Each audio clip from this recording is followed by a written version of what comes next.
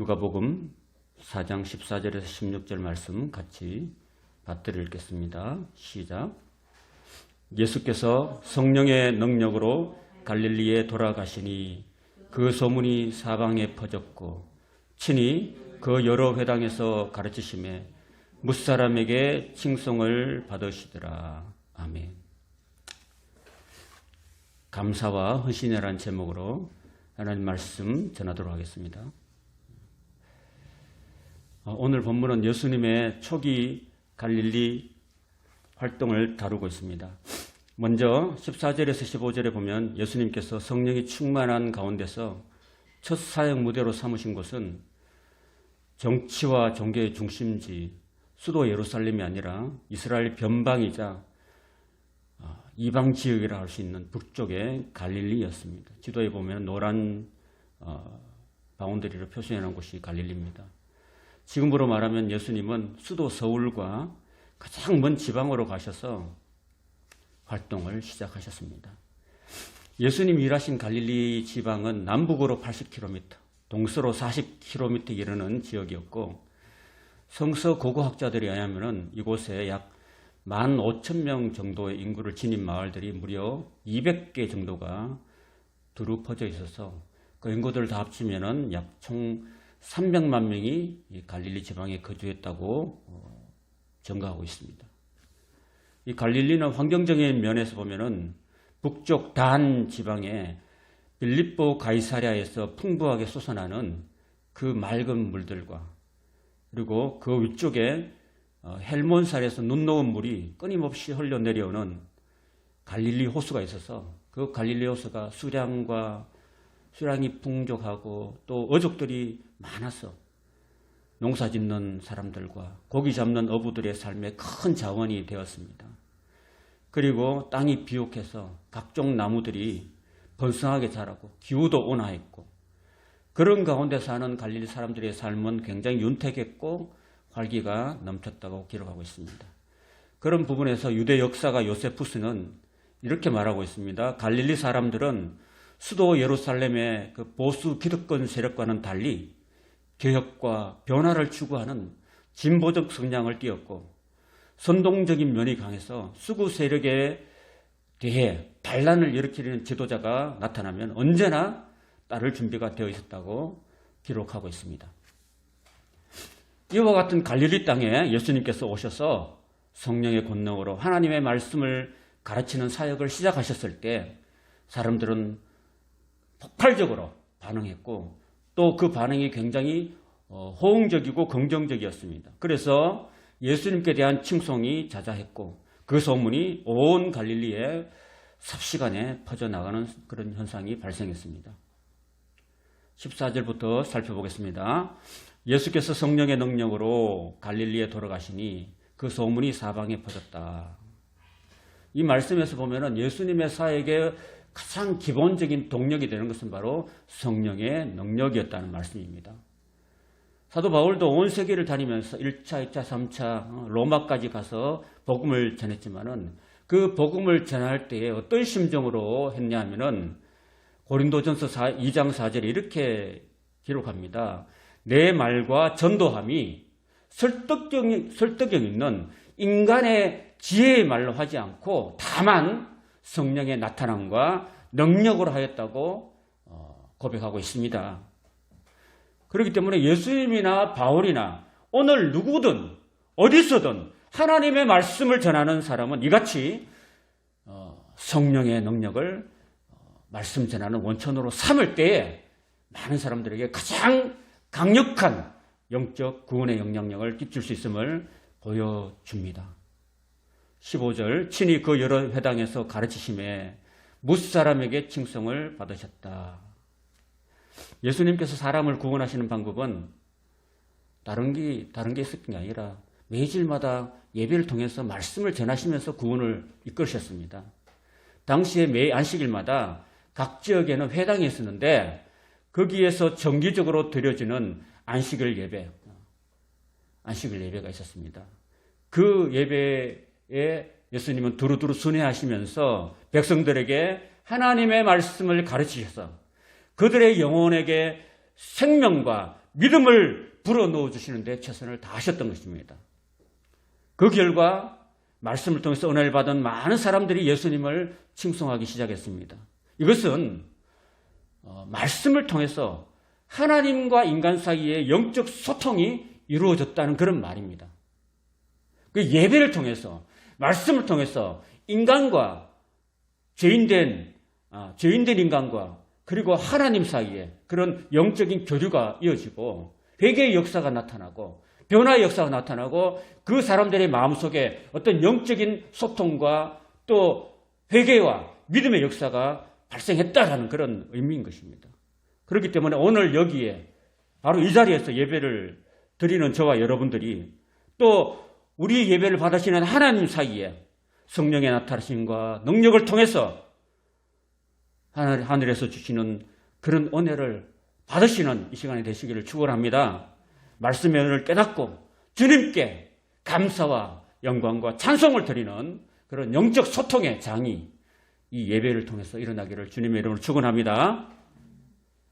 그 다음 16절에서 30절의 내용은 예수님께서 이제 갈릴리 사역 초기에 성공적으로 데뷔하신 다음에 고향 마을 나사렛에 가셔서 말씀을 전하셨던 그런 내용들입니다. 나사렛은 왼쪽 사진에 보이는 것처럼 경사지고 아주 높은 분지에 건설된 인구 2만 명 이상이 사는 그런 큰 성읍이었습니다. 이 언덕 꼭대기에 서면은 이스라엘 역사가 한눈에 다 들어오죠. 멀리 구약의 드보라와 바락이 싸웠던 다볼산, 여기 밑에 두 번째 그림이 보면은 사진이 작아서 잘 안 보이시는데 화면상 어쩔 수 없이 이제 잘 안 보이시죠? 자세히 보면은 여기 다볼산이 다 보인다고 다볼산이라고 있습니다. 저도 옛날에 성지순례 가서 다볼산을 올라가 봤는데 굉장히 높아요. 한 2시간 올라갈 정도로 굉장히 높고 이 우뚝 이렇게 솟아 있습니다. 이스라엘 가운데 솟아서 사방에서 다 보여요. 그냥 사방에서 다 보이기 때문에 다볼산이라고 그런지 몰라도 하여튼 타보르산이라고 있습니다. 그게 이제 나사렛 마을에서 보면 그게 보이는 거죠. 멀리 딱 보이고 그 다음에 기드온이 승리를 얻었던 하롯샘이 또 보입니다. 그리고 사울왕이 마지막 전투했던 길보아산도 그 근방에 또 보이게 되죠. 그리고 요시야 왕이 바로왕이 지나가는 길을 막다가 전사했던 머깃도 평야가 넓게 펼쳐져 있습니다. 거기 보면은 그것도 보이고 그 다음에 나봇의 포도원 자리도 보이고 악녀 이세벨이 떨어져서 개밥이 되었던 그런 곳도 이제 눈에 들어오는 거죠. 그 다음에 이제 서쪽 지중해 쪽으로 바라보면 엘리야가 바알과 아세라 선지자들 800인가 싸웠던 그 갈멜산이 또 사라봉처럼 이렇게 우뚝 쏟아 있는 게 또 보입니다. 그리고 엘리사가 살았던 수넴 마을도 보이고 그리고 서쪽으로 지중해 가운데 떠 있는 작은 섬들이 다 한눈에 들어옵니다. 뿐만 아니라 우리 제일 마지막 밑에 지도에 보면은 나사렛이라는 이 동네는 동방에서 고대 순례자들이 예루살렘으로 가는 길목이었습니다. 그리고 유럽과 그리고 저 동쪽, 그러니까 지금으로 말하면 비단길 실크로드가 있잖아요. 실크로드에서 쭉 그쳐가지고 그 다음에 유럽으로 가는 길이 있고 그 다음 이집트로 가는 길이 있습니다. 이집트로 가는 그 길목에 그 길을 해변길이라고 말합니다. 해변길. 여기 보면은 비아 마리스라고 되어 있습니다. 이 해변길이 바로 이 나사렛 마을을 통과했었습니다. 그러니까 나사렛 동네에 있으면은 그 해변길이 비아 마리스가 쭉 눈에 들어오게 되는 거죠. 예수님은 그런 걸 보시면서 자랐던 거예요, 결국. 그래서 이렇게 역사의 전망이 한눈에 탁 조망되고 세계적인 무역로와 교통로가 지나가는 길목인 이 나사렛에서 예수님은 어릴 때부터 온 이스라엘을 향해서 온 세계를 향한 그런 선교를 꿈꾸면서 예수님은 자라나셨다는 말입니다. 그런 예수님이 나사렛에서 자기가 자랐던 동네에서 말씀을 전하실 때 고향 사람들은 예수님의 그 은혜로운 말씀을 들으면서도 속으로는 이렇게 생각했어요. 저가 요셉의 아들이 아니냐. 그러면서 어릴 때부터 지독하게 가난하게 자랐던 그 예수님이 이제 와서 자기들 앞에서 놀라운 능력으로 하나님의 은혜로운 말씀을 전하는 것에 대해서 존경보다는 폄하하고 좀 비꼬는 마음, 그런 마음을 가졌다는 것입니다. 그런 태도를 보인 그 고향 사람들 향해서 예수님은 너희들이 그런 마음을 가지고 있으면은 절대로 은혜를 받을 수 없다. 그러면서 구약에 그 사렙다 가부 이야기를 하시고 또 어떤 이야기를 했냐면은 나만 이야기를 했습니다. 그러니까 그 교만한 마음을 갖고 있으면은 은혜를 받지 못하고 이방 여인들이, 이방 사람들이 오히려 더 은혜를 받게 된다. 왜? 겸손하게 하나님 은혜를 받아들이기 때문에. 그래서 그런 이야기를 하시자 그 자존심 상한 동네 그 고향 사람들은 일제히 마음에 분노가 일어나가지고 예수님을, 여기 사진에 보듯이 굉장히 높죠? 이 높은 곳에 예수님을 강제로 끌고 갔습니다. 그래가지고 밀쳐 떨어뜨려서 죽이려고 그렇게 했다는 거죠.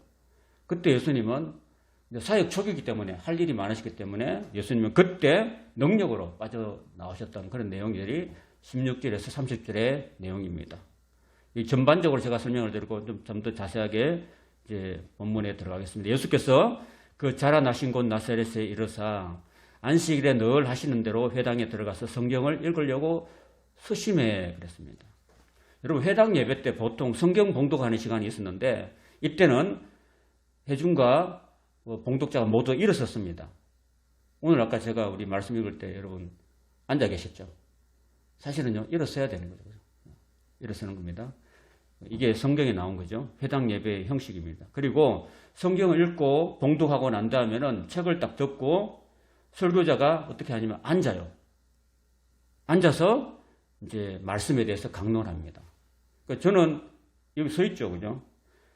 그리고 이제 회중은 다 앉아서 듣고 지금 설교자는 혼자서 말씀 전하니까 다리도 아프고 오래 이야기를 못 하는 거죠. 우리하고는 완전히 반대인 거죠. 그러니까 이제 이런 면도 사실은 성경이 캐논이거든요. 캐논. 성경이 곧 모든 것의 정석이에요. 정석. 기본이고 모든 우리가 예배를 드리는 형식들도 성경이 나타낸 대로 하는 게 좋아요. 그게 정석이고. 그러니까 그게 모범이니까 예수님께서도 회당 예배에서 이렇게 하셨으니까 예수님이 하신 대로 오늘 우리도 성경 봉독할 때 함께 일어서는 것이 맞겠죠. 그리고 설교자가 말씀을 전할 때 지금 저처럼 서서 하죠. 예수님 어떻게 하셨어요? 앉아서 말씀하셨어요. 그게 가장 성경적이고 그게 모범이기 때문에. 사실 제가 만약 예를 들어서 김매화 성도님하고 바깥에 나가서 이렇게 차 한잔을 할 때 카페에 들어가서 커피 시켜가지고 서서 마십니까? 앉아서 마십니까? 앉아서 마시죠. 누가 서가지고 이렇게 마십니까? 앉아서 마셔야지. 앉아서 마시면서 얘기를 하지, 그죠? 그럼 예수님도 마찬가지예요. 예수님도 우리한테 어떻게 설교하셨냐면은 대화하듯이 하셨어요. 대화하듯이 앉아서 대화하듯이 하는 거. 여러분 집에서 뭐 부부간에 부모 자식간에 대화할 때 서서 합니까? 앉아서 하지. 예수님은 그렇게 앉아서 대화하듯이 말씀을 하셨어요. 그냥 지금 저처럼 서서 이렇게 연설하는 게 아니라. 그 다음 17절에 선지자 이사야의 글을 드리거늘 책을 펴서 이렇게 기록된 데를 찾으시니 곧 주의 성령이 내게 임하셨으니 이는 가난한 자에게 복음을 전하게 하시려고 내게 기름을 부으시고 나를 보내사 포로된 자에게 자유를, 눈먼 자에게 다시 보게 함을 전파하며 눌린 자를 자유롭게 하고 주의 은혜의 해를 전파하게 하려 하심이라 하였더라. 이 말씀은 구약 이사야서 61장 1절과 2절에 있는 것을 예수님이 일부러 그 부분을 펴서 읽어드렸습니다. 그리고 20절에 책을 덮어서 그 맡은 자에게 주시고 앉으시니, 맞죠? 앉으셨죠? 그 다음 해당 있는 자들이 다 주목했습니다. 여러분, 제가 말씀 전할 때 여러분들은 저를 주목해야 되겠죠? 그죠? 땅바닥 보지 말고 딴 생각하지 마시고, 주목이라는 것은요, 이렇게 눈목자잖아요. 주위에서 눈을 집중한다는 뜻이죠. 그러니까 여러분들이 하나님 말씀을 들을 때는요, 딱 정신을 차려가지고 딱 경청하는 자세로 항상 들어야 돼요. 여기 보세요. 예수님이 딱 앉아서 딱 이렇게 말씀을 전하려고 이제 준비하니까 모든 회중들이 다 예수님을 주목하잖아요. 딱 저분이 무슨 말씀 하신가 딱 귀를 기울인 거죠. 그죠? 그런 자세가 늘 예배 드리는 거나 학교 가서 수업을 받는 학생들도 그렇고 다 그런 자세가 있어야 되는 거죠. 기본입니다. 이에 예수께서 그들에게 말씀하시되 이 글이 오늘 너희 귀에 응하였다 이렇게 말씀하셨습니다. 그들이 다 글을 정언하고 그 입으로 나오는 바 은혜로운 말을 놀랍게 여겼다는 것입니다. 여기까지는 좋아요. 예수님 입에서 나오는 그 은혜로운 말씀이 너무너무 좋았던 거죠. 근데 문제는 뭐냐면은 사람들의 반응, 마음속의 반응이 중요한 거예요. 마음속에 어떤 반응을 했냐면은 예수님을 보고서 이 사람 요셉의 아들이 아니냐. 요셉은 그 아버지는 빨리 돌아가셨거든요. 요셉의 아들이 아니냐. 그 말이 무슨 말이겠어요? 지난해나 우린 다 똑같은 사람 아닌가. 이런 생각을 가졌다는 것입니다. 그 말은. 그래서 예수께서 그들에게 이르시되 너희가 반드시 의사야 너 자신을 고치라는 속담을 인용하여 내게 말하기를 우리가 들은 바 가버나움에서 행한 일을 네 고향 여기서도 행하라 하리라.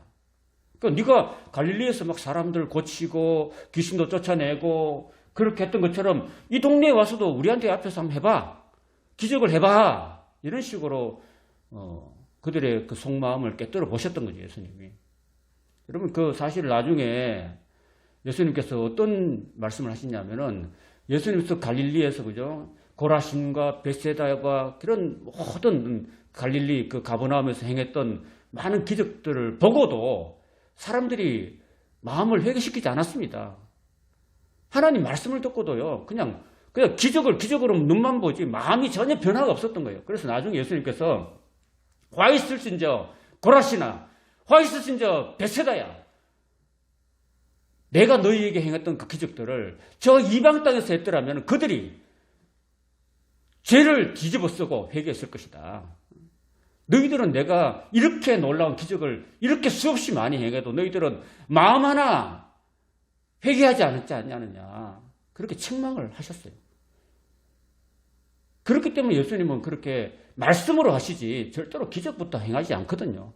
예수님이 늘 인격적으로 우리를 대하시는 거예요. 우리한테 놀랍게 무섭게 역사하시고 우리 마음을 변하신 게 아니라 우리를 언제나 인격적으로 대해주시고 말씀으로 하시고 말씀으로 모든 것을 해결하시는 거죠.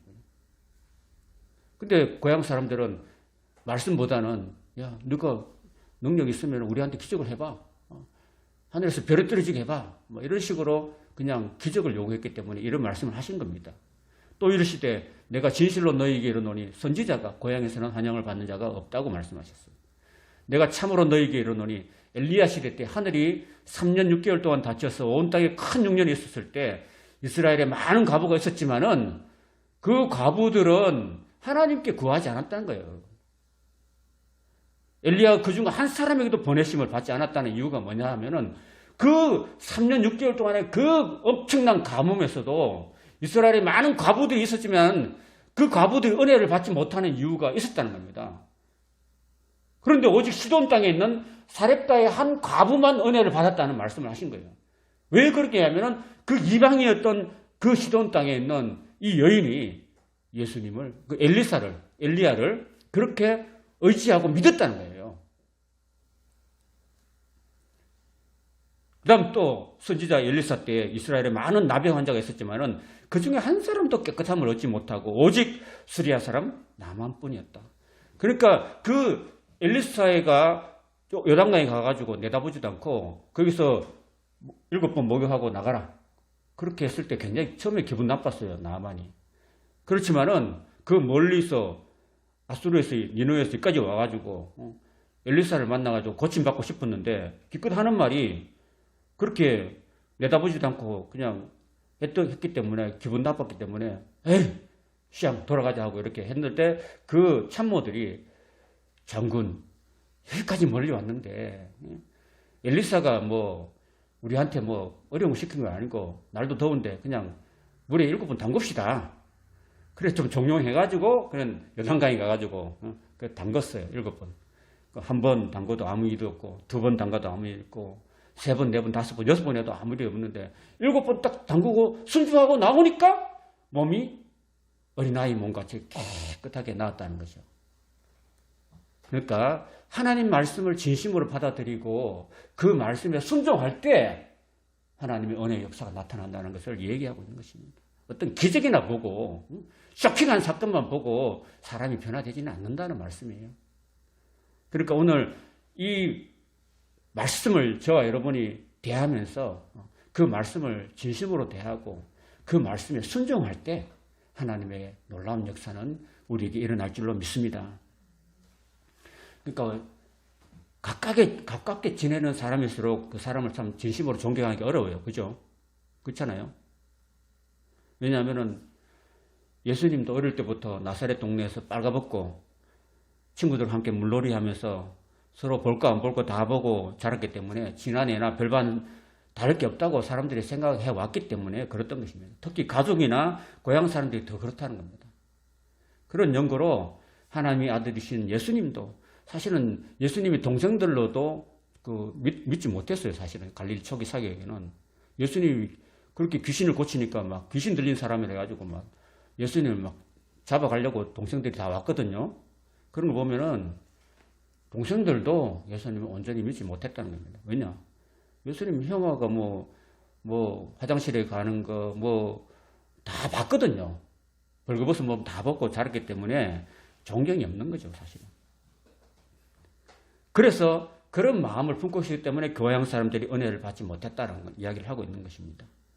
회당에 있는 자들이 이것을 듣고 다 크게 화가 나가지고 일어나 동네 밖으로 쫓아내어 그 동네가 건설된 산 낭떠러지가 끌고 가서 밀쳐 떨이고자 하되 예수께서 그들 가운데 지나서 가십니다. 예수님 아직도 자신의 사명이 남아있었기 때문에 능력으로 그 가운데서 빠져나오신 겁니다. 여러분, 사명이 있는 사람은요, 그 사명을 이룰 때까지 죽지 않아요. 지금 내가 살아있다는 것은요, 저와 여러분이 지금 이제 숨을 쉬고 살아있다는 이 존재의 가치가 어디 있냐면은 내가 아직도 이 땅에서 살아야 될 이유가 있고 살아야 될 사명이 있다는 의미라는 것입니다, 여러분. 하나님께서 내게 그 사명을 감당하라고 오늘 이 시간에 삶의 기회를 주시는 것으로 우리가 여겨야 되는 거죠. 그리고 감사하는 마음으로 내 삶의 사명이 뭘까? 내가 왜 살아가고 있는지 그것을 깨닫고 그 사명에 충성을 다하는 것이 하나님이 저와 여러분에게 주신 이 시간에 삶의 기회를 대하는 올바른 삶의 자세인 줄로 믿습니다. 그 다음 31절에 31절에 보면은 예수님이 갈릴리에 다시 오셔가지고 회당에서 이제 귀신 들린 사람이 있었기 때문에 그 귀신을 내어 쫓아 주셨습니다. 그때 귀신이 그 사람에게서 나가면서 예수님을 하나님의 아들 메시아라고 이렇게 이야기했거죠. 그러자 예수님께서 귀신을 향해서 잠잠하라고 말씀하셨어요. 그 이유는 그 귀신이 예수님을 알아본 거죠. 귀신은 귀신같이 알아보거든요. 우리가 몰라서 그렇지 귀신은 영험한 존재이기 때문에 예수님이 하나님의 아들이라는 걸 금방 알거든요. 그래서 쫓겨나면서도 그렇게 하니까 그 귀신의 말을 사람들이 다 회당에서 예배를 드리면서 다 들었거든요. 들었기 때문에 그 귀신의 말 때문에 아까 제가 설명드렸잖아요. 갈릴리 사람들이 좀 진보적이고 좀 이렇게 선동적인 면이 있다고 그랬잖아요. 그 선동적인 갈릴리 사람들이 예수님을 그동안 오랫동안 기대했던 정치적 메시아로 오해하고 선동을 일으키고 폭동을 일으켜가지고 로마에 항거하는 일이 발생할 것을 예수님이 아셨거든요. 그래서 그렇게 되면은 수많은 갈릴리 사람들이 로마 군병들에서 죽고 다치는 것을 예수님은 원치 않았기 때문에 귀신이 그 말하는 것을 못하게 하신 거예요. 예수님은 사람들이 바라고 기대했던 다윗과 같은 정치적, 군사적인 강력한 힘으로 로마의 속박으로부터 이스라엘을 해방시키는 메시아가 결코 아니었다는 것을 말씀하고 있는 것입니다. 어떤 메시아가 되셨냐면은 세상 죄를 지고 가는 하나님의 어린 양이 되셔서 십자가에 죽으시고 부활하심으로 죄인을 구원하시는 그런 메시아라는 자신의 정체성을 예수님은 분명히 가지고 계셨던 것입니다. 그래서 오병이어 사건 때 마태복음 14장 그리고 마가복음 8장 누가복음 또 몇 장 또 요한복음까지 사복음서에 다 나온 그 오병이어 기적 사건 때 어떤 일이 있었냐면 그 예수님께서 그 떡 5개하고 물고기 2마리 가지고 5,000명이 넘는 사람들을 막 먹이셨거든요. 그러니까 사람들이 놀란 거죠. 놀라고, 야, 저 예수님이 우리 왕이 되면은 정말로 우리는 이제 적어도 경제적인 문제는 이제 걱정할 필요 없겠다. 저분이 바로 메시아일 거다. 이렇게 생각하고 예수님을 임금으로 세우려고 이제 한 거죠. 그래서 제자들도 다 거기에 동료해가지고 그렇게 예수님을 왕으로 세우려고 하시자 예수님은 친히 그 시도를 하시고 차단하셨어요.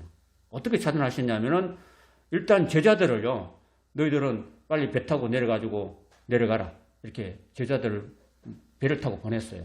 지중해 한가운데로 보내고, 그 다음에, 갈릴리 그 호수 한방운데를 보내고, 그리고 무리들은 이제 밤이 늦었으니까, 너희들 이제 내가 배도 불러줬으니까, 빨리 어른 집으로 돌아가라고, 빨리 다 돌아가라고, 이렇게 예수님께서 막, 이렇게 다 보내셨어요. 예수님께서 친히. 근데, 그 무리들은, 저분을 우리 임금으로 삼아야 되는데, 우리를 다 흩으시네 하고, 막 이렇게 막 우왕좌왕하고, 그럴 때 예수님 빨리 가라고! 막 그렇게 예수님이 보내셨어요. 그렇게 하시고 예수님 자신은 홀로 산에 올라가셔서 새벽 이슬 맞으면서 새벽까지 하나님 앞에서 기도하셨어요. 왜 기도하셨느냐?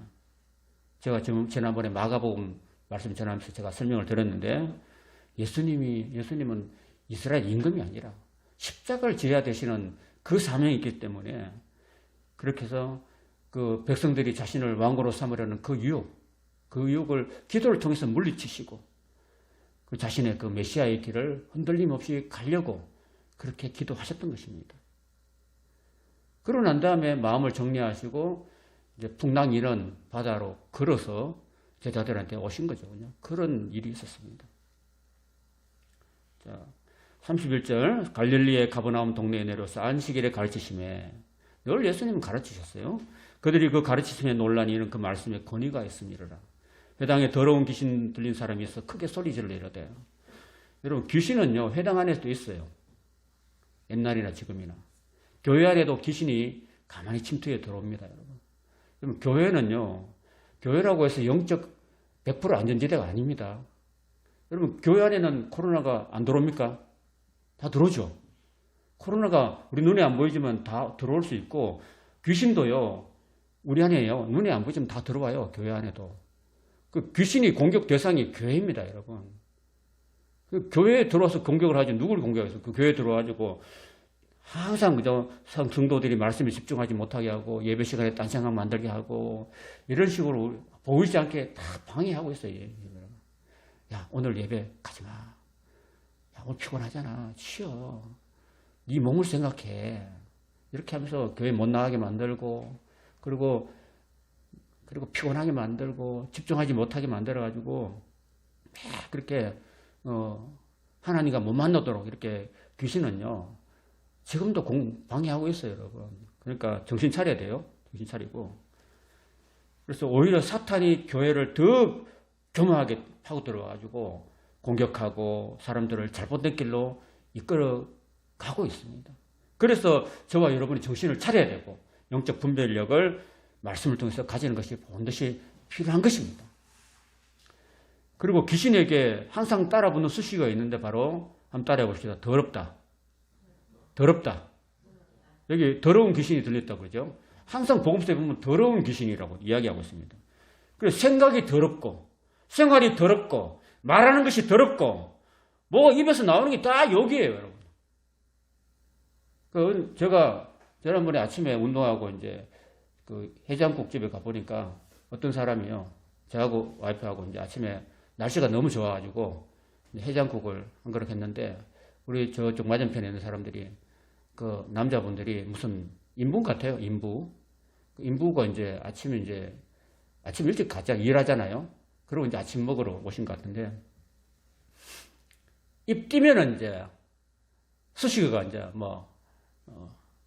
C로 나가요. 그거 안 붙으면 그 말이 안 되는 거야. 그러니까 하여튼 말이 더러워, 말이. 요즘 학생들도 욕을 입에 달고 사람들이 많대요. 그 더러운 그런 말고 행동하는 건 모든 것이 다 더러운 게 귀신의 특성입니다. 여러분. 그런 귀신이 사람한테 들어오면은 어떻게 될까요? 그 사람 삶이 자체가 더러워지는 거예요. 게다가 귀신은 크게 소리 지르는 특성이 있어요. 여기 크게 소리 질렀죠. 여러분 싸울 때 보면요. 목에 싸우는 것도 문제지만 성령 충만한 사람은 잘 안 싸워요. 안 그래요? 성령 충만한 사람은 내가 양보해버리지. 그 사람하고 막 시비 걸고 막 이렇게 막 네가 잘했니 내가 잘했니 안 싸워요. 성령 충만한 사람은 그냥 내가 양보해버리고 내가 져버리지. 그 사람하고 막 싸우지 않습니다. 근데 성령 충만하지 않는 사람, 귀신 있는 사람은 싸울 때 보면 목에 막 핏대가 막 세우고 오래오래 막 소리치고 고함치는 그런 경향이 있어요. 그런 사람은 그 안에 귀신이 들어있을 수가 많습니다. 그런데 그런 귀신이 우리 안에 들어오면은 그 귀신이 우리 인생을 무참하게 파멸시킵니다. 그래서 각별히 주의해야 돼요. 구약에 보면요. 사울 왕이 귀신이 들렸잖아요. 사울이 처음에는 하나님께 인정받아가지고 겸손했잖아요. 그래서 하나님께서 사울을 왕으로 세우셨어요. 왕으로. 근데 어느 날 다윗이 골리앗을 때려 죽이고 난 다음에 그 여인들이 다윗은 만만히요 사울은 천천히 이런 소리 하니까 그때부터 사울은 다윗에 대한 그 미움과 그 시기심이 막 질투심이 불타올랐습니다. 그럼 그 마음속에 그 미움과 시기심과 질투심이 막 오를 때 어떻게 해야 됩니까? 마귀는 자꾸 우리 마음속에 자꾸 미움을 자꾸 부채질해요. 미움을. 성냥불 딱 켜가지고요. 처음에 이제 불 피우잖아요. 그렇게 해서 막 부채질 하잖아요. 확 붙여가지고 막 이렇게 불을 피우듯이 마귀는 우리 마음속에 미움을 부채질하고 질투심을 부채질하고 시기심을 부채질합니다. 그럼 어떻게 해야 돼요? 빨리 꺼야죠. 그죠? 빨리 예수 이름으로 쫓아내야 돼요. 그런 마음들을. 그걸 품고 그걸 저버리지 못하면 내 인생이 불타버리는 거예요. 내 인생이. 그래서 사울은 결국은 내내 왕이 돼가지고 한 일이 뭐냐면 다윗 죽이러 그냥 다녔습니다. 끝까지. 그리고 결국 어떻게 됐습니까? 그 마음에 귀신이 들어와 버렸어요. 그래서 결국은 길보아 산에서 처참하게 비극적으로 인생을 종치고 말잖아요. 신약에 오면 가룟 유다도 예수님의 그 은삼십에 그냥 돈의 욕심이 돈에 눈이 멀어가지고 결국 스승을 팔아버리고 그 지옥 인생이 되고 말았잖아요. 사랑하는 저와 여러분, 참 우리가 이 말씀을 우리가 각별히 주의하고 저와 여러분의 마음속에 미움과 욕심을 성령의 도우심을 통해서 예수 이름으로 떨쳐보기를 축원합니다. 아, 나사렛 예수야, 우리가 당신과 무슨 상관이 있나이까? 우리를 멸하러 왔나이까? 나는 당신이 누구인 줄 안다고 그러잖아요. 하나님의 거룩한 자입니다. 귀신은 알아요. 예수께서 꾸짖으시되 잠잠하고 그 사람에게서 나오라 하시니 귀신이 그 사람을 무리 중에 넘어뜨리고 나오되 그 사람은 상하지 않았다. 그 귀신은 곱게 안 나갑니다. 그 사람을 확 넘어뜨리고 나가지. 그 넘어뜨리고 나가는데 귀신은 나갔는데 그 사람 또 내진탕 먹어가 또 죽을 수도 있거든요. 어쨌든 귀신은 우리 속에 들어오면 안 돼요. 막아야 됩니다. 그래서 그 성경은 너희는 마귀를 대적하라. 그리하면 너희를 떠나리라고 이야기하고 있습니다. 그리고 우리는 영성 예수 이름으로 영적으로 깨어서 귀신을 물리쳐야 됩니다. 다 놀라 서로 말하 이르되 이 또한 말씀인고 권위와 능력으로 더러운 귀신을 명하며 나가는도다 하더라. 이에 예수의 소문이 그 근처 사방에 퍼지니라. 38절과 39절에 보면은 방금 회당에서 귀신을 내어 쫓으신 예수님이 좀 지쳐서 쉬고 싶은 마음이었지만은 자신의 안일보다는 중한 열반으로 고통당하는 제자 시몬 베드로의 장모를 친히 찾아가셨어요. 그리고 안수하여서 고쳐주셨습니다. 그 소문 듣고서 그날 저녁 내내 그 동네에 모든 병자들이 예수님을 찾아오셨는데 그날 밤에 예수님은 밤새도록 일일이 손을 얹어서 이제 병자들을 고쳐주셨습니다. 그리고 이어지는 40절과 44절에 보면 이튿날 이제 날이 밝아오자 예수님은 얼마나 피곤하셨겠어요. 그죠? 여러분 잘 모르시면 저는 안수 기도를 해보거든요. 안수 기도를 해보면요.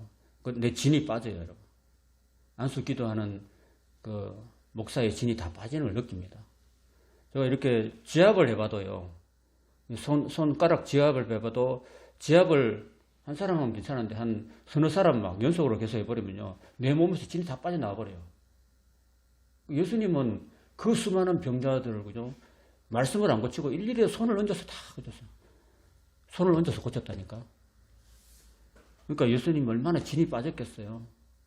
예수님이 뭐 잘 드셔가지고 막 그런 분도 아니고 가난하게 자라서 뭐 비쩍 말랐던 분이신 거 분명한데, 그럼에도 불구하고 예수님은 자신의 피곤함은 다 뒤로하고 또 주어진 하루, 날이 밝아오는 하루를 사역하기 위해서 남들보다도 더 일찍 일어나셔서 조용한 곳에 가셔서 기도하시면서 하나님과 친밀한 교제를 가지셨습니다. 그 기도를 통해서 하늘로부터 하나님이 주시는 그런 힘을 얻는 그 소중한 시간을 맞지 않고 그렇게 가지셨다는 것입니다. 예수님도 그렇게 하셨는데 예수님보다 더 힘없는 저희와 여러분들은 오늘 하루를 매일매일 하나님 주시는 하루하루를 살면서 하나님과 영적으로 친밀하게 교통하는 시간을 가지시고 날마다 하늘로부터 주시는 새 힘을 얻고 하루하루 승리하며 사시기를 주님으로 축원합니다. 자, 은혜 찬양하고 함께 기도하겠습니다.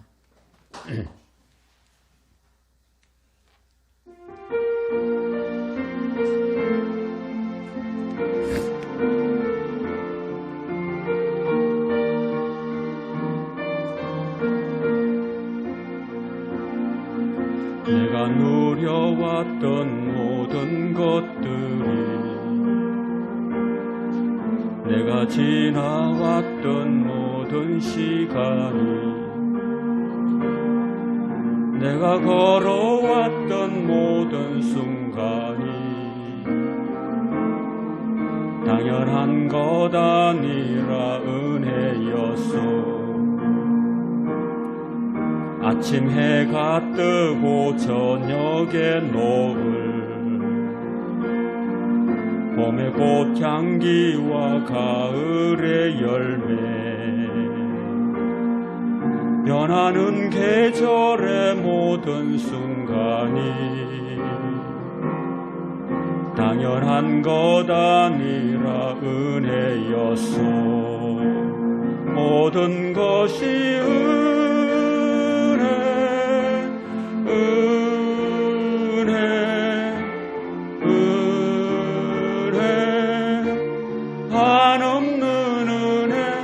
내 삶에 당연한 것 하나도 없었던 것을 모든 것이 은혜였소. 내가 이 땅에 태어나 사는 것, 어린아이 시절과 지금까지 숨을 쉬며 살며 꿈을 꾸는 삶, 당연한 것 아니라 은혜였소. 내가 하나님의 자녀로 살며 오늘 찬양하고 예배하는 삶,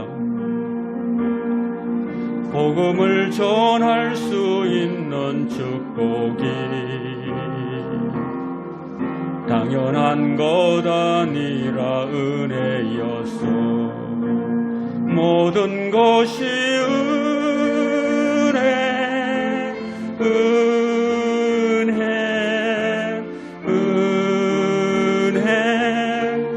한없는 은혜. 내 삶에 당연한 것 하나도 없었던 것을 모든 것이 은혜 은혜였소. 모든 것이 은혜, 은혜, 은혜. 한없는 은혜, 내 삶에 당연한 것 하나도 없었던 것을 모든 것이 은혜, 은혜였소. 모든 것이 은혜, 은혜였소.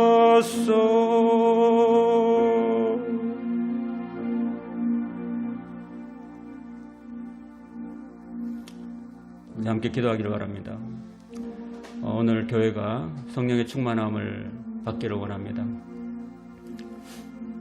성령의 충만을 받아서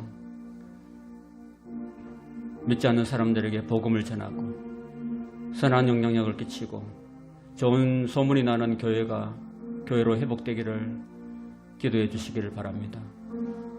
고향 나사렛 사람들처럼 교만하지 않게 하시고 하나님 말씀을 겸손하게 받아들이고 순종하여서 하나님의 진정한 은혜를 받는 그런 사렙다 과부처럼 나만 장군처럼 되게 해달라고 기도하시기 바랍니다.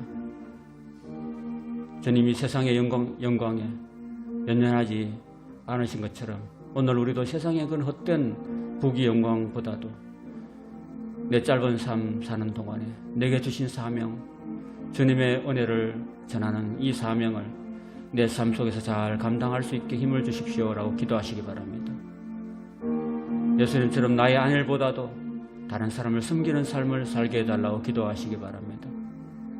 시몬 베드로의 장모처럼 은혜를 받고 즉시 일어나서 주님을 섬기는 삶을 나도 살게 해달라고, 지금까지 모든 삶이 하나님의 은혜였음을 깨닫고 내 삶이 지금 비록 힘들고 고단하고 어렵다 할지라도 내게 주신 주님의 은혜를 기억하고 나를 사랑하신 하나님의 그 귀한 사랑을 항상 기억하고 주님 안에서 기뻐하고 감사하며 찬양하는 삶을 살게 해달라고 기도할 수 있기를 바랍니다. 함께 한 1, 2분 동안 간절하게 기도하시겠습니다. 하나님 아버지 감사합니다. 예수님께서 성령으로 충만하셔서 갈릴리에 가셔서 많은 사람들에게 하나님 말씀을 가르치시고 그들을 구원으로 이끌었던 것처럼 무사람들로부터 칭송을 받으신 것처럼 오늘 한국교회가 우리 이웃으로부터 칭송받는 교회로 거듭나고 회복되어지고 변화되는 우리 교회가 될 수 있도록 은혜를 베풀어 주시옵소서. 주님의 말씀을 받을 때 교만하지 않게 하시고 겸손한 마음으로 받게 하시고 믿음으로 받고 순종하는 삶을 살게 하여 주시옵소서. 세상의 헛된 영광에 연연하지 않게 하시고 세상의 권력과 부귀영화에 마음을 쏟지 않게 하시고 헛된 영화를 위해서 서로 다투고 싸우지 않게 하시고 오직 주님께서 우리 각자에게 주신 사명을 잘 감당하며 살아갈 수 있도록 도와주시옵소서.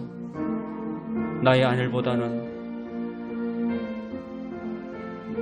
나를 희생하여 다른 사람을 섬기는 삶을, 예수님 닮는 삶을 살아갈 수 있도록 도와주시옵소서. 주님의 은혜를 받은 사람으로서 주님께 감사하고 보답하고 주님을 섬기는 우리 인생이 되게 하여 주시옵소서. 지금까지 모든 삶이 당연한 것이 아니라 하나님의 은혜였음을 고백하고 남은 삶 늘 감사와 찬양하며 살 수 있도록 도와주시옵소서. 오늘 나의 현실에 안주하지 않고 주께서 내게 주신 모든 능력과 은혜로 더 많은 사람들에게 복음을 전하며 선한 영향력을 끼치며 살아갈 수 있도록 도와주시옵소서.